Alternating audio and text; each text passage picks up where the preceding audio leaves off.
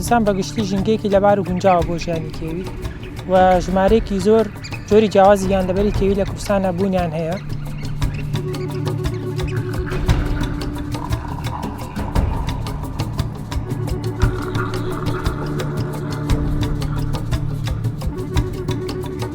لە کوردستانە بە پێی ڕۆپیانەیە ئێمە کردومانە زیاتر لە 45 ناوچەمان دەستنیشان کردو کە لەسەر ئاستی جیهانی ناوچەیەکی زۆر گرنگن بۆ باڵندە و ئاژەڵی کێوی ئەو ڕۆکانەی کە لەو ناوچانەدا هەن. وەکو باڵندە لە کوردستاندا سەر و 370 جۆر باڵندەمان هەیە. لەم جۆرە باڵندانە نزیکەی 13 جۆریان مەترسی لە ناوچوونیان هەیە. لەم باڵندانە لە کوردستانە بەپێی ناوچە ئاویەکان، بەپێی ناوچە شاخاویەکان، دارستانەکان، دەشتەکان، دۆڵەکان هەرێکە تایبەتمەندی خۆیان هەیە.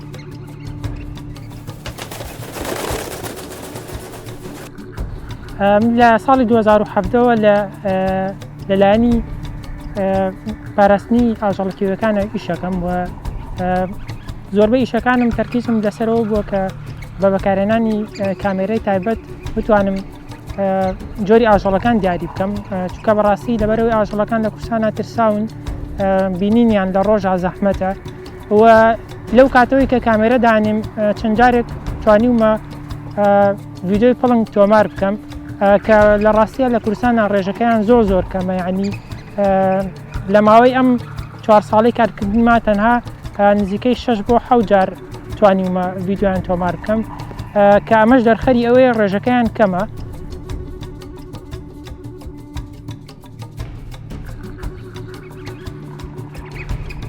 سەرەتای کارەکانی ماگەڕێتەوە بۆ کۆتایی ساڵی 2006 بۆ پێی پرۆژێکمانە بوو پێی دەوتراکی با دایڤەرسیتێریا بۆ دەستنیشانکردنی ئەو ناوچانەی کە لە ڕووی هەمەچەشنی زیندەوەرانەوە گرنگی تایبەتی خۆی هەیە. ئەمەش بە پێی چەند پێوەرێک لەسەر ئاستی جیهانی ئایا ئەو ناوچانە چەندێک گونجاوان بۆ داڵدەدانی کۆمەڵێک باڵندە و ئاژەڵی کێوی ڕووەک. ئەمانە نیوەی زیاتریان کۆچەرین، هەنێکیان لە وەرزی زستانە ڕۆکەن ئەم ناوچانە بە تایبەتی تەیرە ئاویەکان لەگەڵ هەنێک جۆری چۆلەکەکان. بەشێکی تریشیان ئەو باڵندانن کە بە مەبەستی هێلانە دروستکردن ڕۆکەنە ناوچەکانی کوردستان. دیارترینیان جۆرە باڵندەیەکە کە ژمارەیەکی بەرچاو لە کوردستانە بیندە لە وەرزی هێلکەدانانیانە لەگەڵ ئەوەی لەسەر ئاستی جیهانی مەترسی لە ناوچوونی لەسەرە. بەڵام کوردستان خۆشبەختانە ژمارەیەکی زۆر لەخۆ ئەگرێت، هەش پێوێتەوە باڵندە سیساکی میسری. سیساکی میسری بە پێوە ڕوپیانێ مەکردومانە لە زۆربەی زۆری ناوچە شاخایەکانی کوردستان هەیە، بۆ نمونە لە ناوچەیەکی گرنگی وەکو قەرەداغ. بۆیە ئێمە هەماهەنگین لەگەڵ حکوومەتی هەرێم و لایەنە پەیوەندیدارەکان و ئەو ڕێکخراوانەی کە بەرپرسن یان بڵێن ئەرکیان پاراستنی ژینگە لەگەڵ پۆلیسی دارستان و وەزارەتی ناوخۆ هەوڵە دەین ئەو باڵندانی کە مەترسی لە ناوچوونیان لەسەر ئیشان لەسەر بکەین.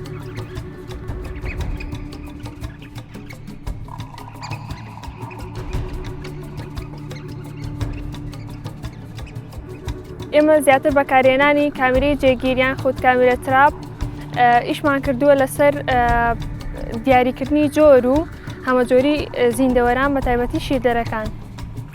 هەروەها ئێمە لە شێوازێکی زانستی بەکار ئەهێنین بە دانانی ئەو کامێرانە. بۆ نمونە شوێنێک دیاری ئەەکەین بە شێوازێکی دانستی تقریبان بۆ ماوەی چەند وەرزێک ئیشی تیاکەین بۆی بزانین ئایا جۆری زیندەی و بە تایبەتی ئاژەڵە شیردەرەکان چ جۆرێک هەیە. هەروەها کوردستان بڵین شوێنێکی زۆر گونجاوە بۆ ئەم ئاژەڵانە. ئەگەر ئێمە حسابی سیر بکەین لە سەراسی عێراقا نزیکەی 94 جۆر شیردەرمان هەیە و تقریبا نزیکەی 53 دانەیان لە کوردستانە هەیە. ئەمەش ئەوە ئەگەیەنێ کە کوردستان شوێنێکی زۆر لەبارە بۆ ئەم ئاژەڵانە.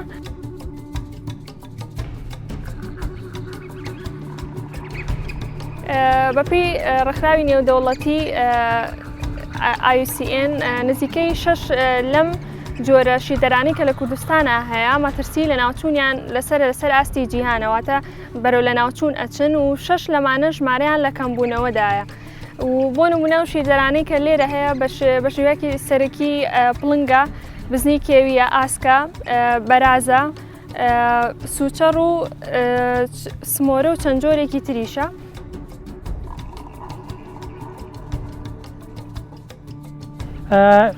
بەپێی ئەو دەرچوونانە و ئەو پرسانەی کە ئێمە لە لادێکانە لە خەڵکی لادێکانمان کردووە ئەوە بەپێی ئەو داتانیشی کە لە تۆژینەوەکان هەیە هەر لە کۆن و پڵنگ لە کوردستانە بوونی هەبووە و لەلایەن دانیشتوانی ناوچەکانەوە بینراوە یان زۆر جار کوژراوە بەڵام لە ئێستاە لە ئێستاشە لە زۆرێک لە ناوچەکانی کوردستاندا هەیە بەڵام ئەوەی کە پێویستە کاری جدیە بکرێت بۆ ئەوەی بپارێزرێت ئەتوانین بڵین لە بەشێکی زۆر لە ناوچە شاخەوەکانی کورسانە بوونیان هەیە بەڵام ڕێژەکەیان زۆر کەمە و لە مەترسیەکی زۆر گەورەدا و هەر لەم ماوەی کارکردنەدا دوو پڵنی کوژرامان دۆزیوەتەوە لە شاخەکانی کوردستان کە سەرڕای ڕێژەی کەمیان بەداخەوە ئەش کوژرێن کە ئەمە پێویستی بەکاری جدی هەیە و پێویستە بپارێزێن پڵنگەکان لە کوردستاندا کێشیان زۆرە ئەو کێشانەی کە ڕووبەڕووی پڵنگەکانە بێتەوە بە دەرجەی یەکەم کوشتنیانە بە شێوەیەکی نابەرپرسانە کە ینی هۆکاری کوشتنەکەی بەتەواوەتی نازانرێت چییە و هەروەها پڵنگەکان ناوچە سروشتەکانیان ئەو ناوچانی کە تیاژن لە دەستیانداوە بۆ نمونە بەهۆی کەمبوونەوەی ڕووبەری دارستانەکانەوە بەهۆی کەوتنەوەی ئەو ئاگرەی کە لە زۆرێک لە ناوچەکانی کوردستان ساڵانە ئاگرەکەوێتەوە و هەروەها دابەشبوون و کەرتبوونی نیشینگە ژینگەیەکانیان هۆکارێکی تر لەوەی کە پڵنگەکان بۆتە هۆی مەترسی بۆ پڵنگەکان کەمبوونەوەی نێچیرەکانیانە کە پڵنگ خواردنی سەرەکی بۆ نە لەسەر بزنی کێویە بەڵام لە کوردستاندا لە زۆربەی ناوچەکانی کوردستاندا بە شێوەیەکی هەڕەمەکی پاوی بزنی کێویە کری ئەمە وای کردۆ ژمارەیان کەم بێتەوە لەم حاڵەتەیە زۆر جار پڵنگەکان پەنایان بردوۆتە بەرەوەی کە پەلاماری ئاژەڵی ماڵی بدەن چکە نێچیری پێویست لە شاخەکانیان نەبووە کە ئەمەش بە زەرەر بەسەر پڵنگەکان شکاوەتەوە ئەم کارە توانرێ بۆ نمونە ڕێی لێ بگیرێ بەوەی کە ڕاوکردن کەم بێتەوە بۆی پێداویستی نێچیر وەکو پێداویستی خۆیان دەستیان کەوێت و هەروەها دەکرێت لەو شوێنانەی کە پڵنگ هێرشی کرۆتە سەر ئاژەڵی ماڵی ئەو لایەنانە قەرەبوو بکرێنەوە بۆ ئەوی خەڵک دەست نەوا بۆەوەی کە پڵنگەکە بکوژێت لە بەرامبەر.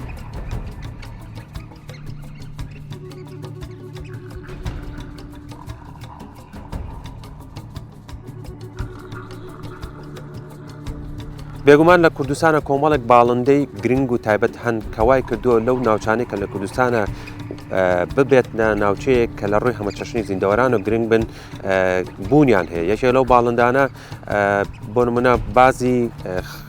خاڵداری گەورەیە کە بە ئینگلیزیەکە پێوترە گرێت سپۆتد ئیگڵ لەگەڵەوەشە لێسە سپۆتد ئیگڵ کە بەم چەند ساڵی پێشوو توانیمان بۆ یەکەم جار لە عێراق و کوردستانە تۆماری بکەین ئەمانە بۆ پێی کوردستان پێگەیەکی گرنگی هەیە لە ڕووی کۆچکردنی باڵندەکانە بێتە هۆی بەستنەوەی هەر سێ کشوەری ئەوروپا و ئاسیا و ئەفریقا کۆمەڵێک باڵندە هەن بە تایبەتی لە کاتی کۆچکردنیانە لە وەرزی زستانە بەم ناوچایە لە وەرزی زستانە تێپەڕەنیان لە کاتی هێلانە دروستکردنە بە کوردستانە ئەگەڕێنەوە بۆ ناوچەکانی ناوەڕاستی ئاسیا و ئەوروپا لەبەرەوە کوردستان گرنگە بەدەلەوە کۆمەڵێک باڵندەی ترمان هەیە ژمارەیان بە شێوەیەکی بەرچاو لە ناوچە شاخەکانی زاگرۆز و لە کوردستانە بۆ نمونە باڵندەیەکمان هەیە پێوتێ پەڵاوی کوردستانی ئەم جۆرە باڵندەیە لە ناوچە شاخەکانی لە سەر 1900 مترەوەژی باڵندەی ترمان هەیە کە ژمارەیان زۆر بەرچاوە کە جۆرە نیشینگەیەشیەوێت ناوچە شاخەکانی کوردستانە ئەو جۆرە دارستانەیەوێت کە پێوترێت ناوچەی دارستانی بەڕووی ناوچە شاخەکانی زاگرۆز کە بۆ نمونە جۆرە باڵندەیە کە سەر بە گروپی چۆلەکەکانە چۆڕی پێوترێت ئەمانە ژمارەیەکی بەرچاویان پێویستی بەو نشینگانەی وەکو چی هەیە وەکو دارستانی داربەڕۆکانە لەبەرەوە ژمارەیەکی بەرچاویان لە کاتی هێلانە دروستکردنە گەنە لە کوردستانە دەبێنن لە بەتایبەتی لە مانگی 4 و 5 و کۆتایی مانگی 5 کوردستان لە ڕووی ژمارە و چڕێەوە بە شێوەیەکی بەرچاو گونجاو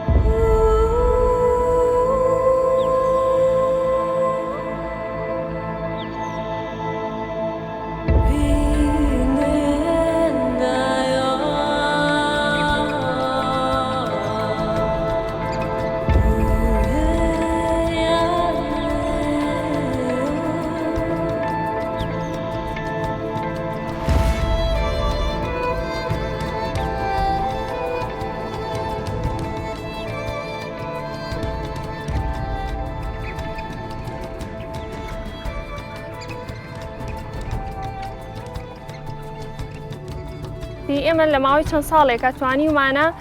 چەند جۆرێک لە شیدەرەکان تۆمار بکەین و خۆشبەختانە توانیمانە جۆرێکی تازەی ڕێویش بدۆزینەوە بۆ سەر ئاستی عێراق واتە لە سەر ئاستی عێراقانە بۆ پێشتر ئێستا لە کوردستانە تۆمار کراوە ئەوی جۆرێکی تازەی ڕێویە کە ناو ئەبرێ بە شاڕێوی بە ئینگلیزی بلاند فۆر فۆکسە. ئەم ڕێویە چەند تایبەتمەندیەکی هەیە کە جیا ئەکاتەوە لە ڕێوەکەی تر کە ڕێوی سوورە. ڕێوی سوور لە زۆربەی ناوچەکانە هەیە بە تایبەتی لە دەشتەکانە یان ناوچە نزمەکانە ئەژیت، بەڵام ئەم ڕێوەیان تایبەتمەندی ئەوەیە کە زیاتر لە شاخە سەختەکانە هەیە یان ئەو شوێنانەی کە بڵین کەمتر بەرکەوتنی هەیە لەگەڵ ئاژەڵەکانی ترە، چونکە ئەگە سەیری شێوەی بکەی شێوەیەکی بڵێم جسمێکی زۆر بچووکی هەیە و شێوازی پەلەکانی گونجاوە بۆ سەرکەوتن بە شاخی سەختە، هەروەها کلکێکی فشی هەیە و زیاتر بە شەوا دەرئەکەوێت بڵێن ناکچڕناڵە. ئەمەش وای کردووە بەهۆی ئەوەی کە ئەو نێچیرانە وەکو باڵدارە گەورەکان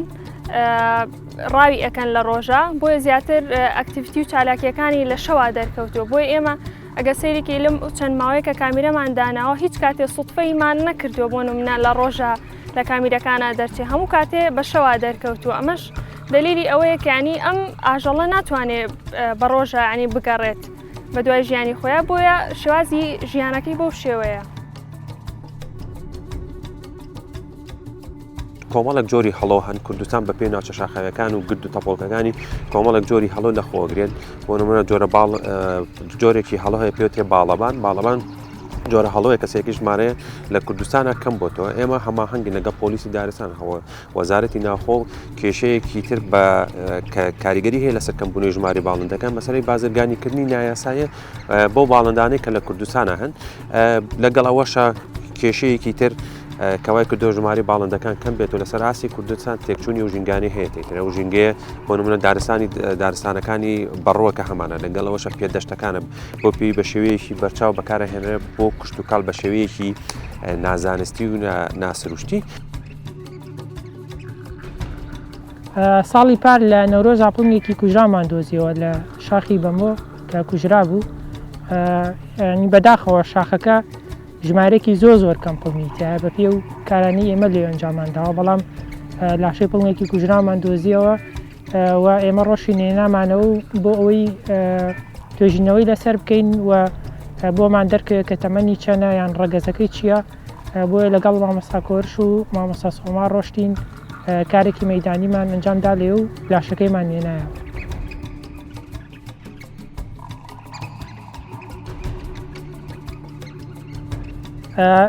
من لەم ساڵانەی دواییدا چەند جارێک لە ڕێگەی کامێرەکانمەوە ڤیدۆی پڵنگ بۆ دەرچووە لە کوردستاندا. ئەمە ڕێژەکەیان کەمە و لەبەرەوەی پڵنگ ئەتوانێت مەودایەکی زۆر ببڕێت کە نزیکەی 150 کیلۆمەتر ببڕێت. ئەگەر لە شوێنێکە هەست بە ئارامی نەکا لەوانەیە ئەو ناوچە جێبێڵێت. بۆ نمونە ئەو پڵنگانی من تۆمارم کردووە بەشێکی زۆران لە ناوچە سنووریەکانە کە ئەگەر هەست بکە مەترسی لەسەر ژیانی هەیە. کوردستان بەجێڵێ ئەچێتە وڵاتێکیکەوە کە بۆیە پێویستە کاری جدی بکرێت لەم لایەنەوە. جۆرێکی ئاسک پێشتر لە کوردستان هەبووە ئێستا نەماوە ئینقرازی کردووە. بۆ پاراستنی ئاژەڵەکەیەکان پێویستی بەکاری هەماهەنگگیە لە نێوان خەڵک و ڕێکخراوە ژنگیەکان و حکوومەتدا و پێویستە میدیا بە شێوەیەکی باش ڕۆڵی بەرچاوی هەبێت لەم بوارەدا. پێویستە ئاسی هۆشارکردنەوەی تاک بەرز بکرێتەوە. وەرەوە پێویستە حکوومەت پلانی کارا و جدی هەبێت، پلانی کورتمەودا و درێژمەودای هەبێت بۆ نمونە بە دەستنیشانکردنی ناوچەی پارێزدا و لەو شوێنانەی کە پێویستە بۆ ئیدارەدانی بە شێوەیەکی زانستی ڕێکخراو بەپێی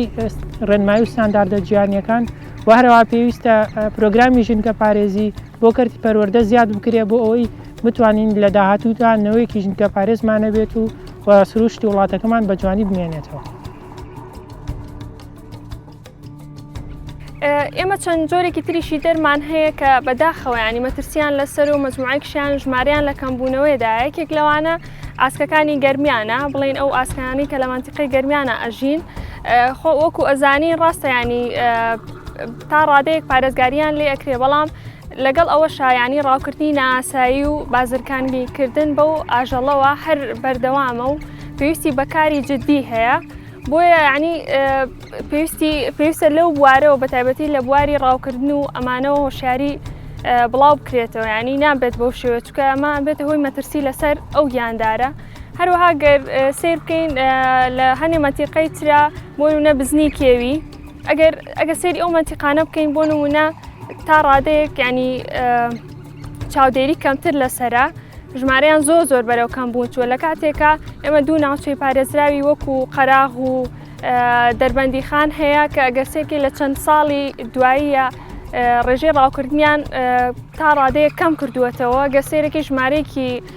بەرچاو زیادیان کردویانی تا ڕادەیەک توانراوە پارێزگاریان لێ بکرێت لەو دوو ناوچەیە. ئەم ئاژەڵانە نیشینگەی تایبەتی خۆیان هەیە، ینی ئەکرێ سەردانیکردن و ڕۆشتن بۆ ئەم شوێنانە ینی بە بەرنامە بکرێت. بۆ نمونە ئێستا دیاردەیەک هەیە کە زۆر باو بووە لەم چەند ساڵی دواییە کە گروپی شاخەوانی بۆ نمونە چەند کەس نزیکەی 40 کەس 100 کەس بە یەک جار ڕوەکەنە شوێنێک کە ئەمە لە کاتێکە نیشینگەی ئاژەڵە کێوەکانی شیردەرەکانە بوونی دەنگێکی زۆر و قەڵەباڵغی واکە ئەم ئاژەڵانە لە نیشینگە ژینگەیەکەی خۆیان دوور بکەونەوە، یان مەترسی هەبێ بۆ سەر ژیانیان و ترسیان لەلا دروست بێ بۆەوەی نەتوانن ینی لەو شوێنە بمێننەوە. ئەوان دەورێکی گرنگیان هەیە لە پاراستنی باڵانسی ژینگەیە، واتە بەنەمانی ئەو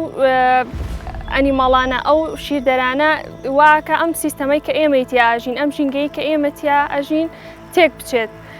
بۆیە ئەمانە لە لایەکی ترەوە سامانێکی سروشتی نەتەوەی ئێمەن، ینی چۆن شتە سروشتی نەتەوەیەکانمان پارێزگاری لێکرێ ئەبێت ئەم ئاژەڵانەش بە هەمان شێوە پارێزگاریان لێ بکرێت.